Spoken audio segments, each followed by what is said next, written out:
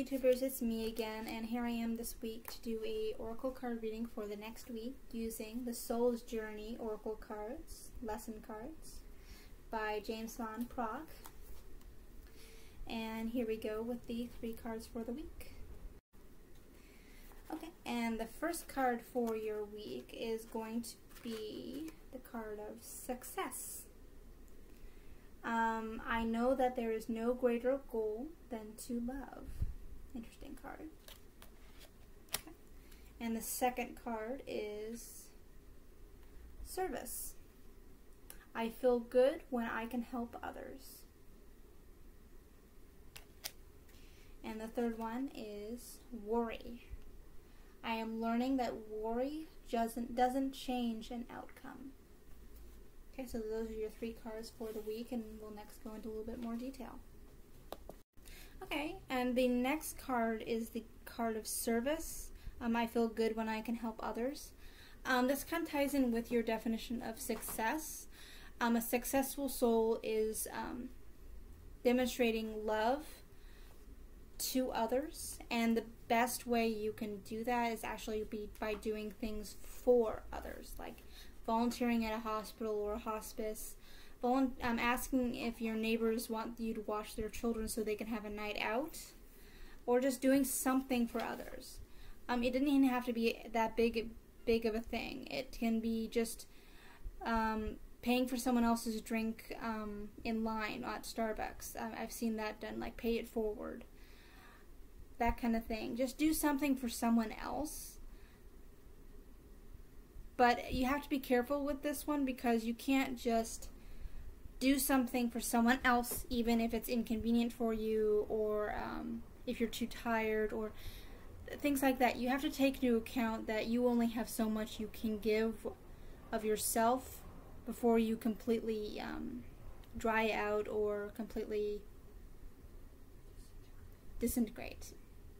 Thanks for the word, Yulia. That's fantastic. But it has to be a give and a take. You have to actually give unto others as much as you can, but not do damage to yourself as well.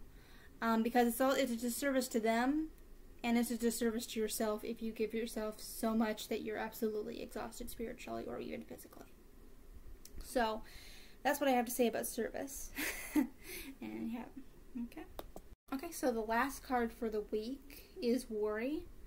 I'm learning that worry doesn't change the outcome.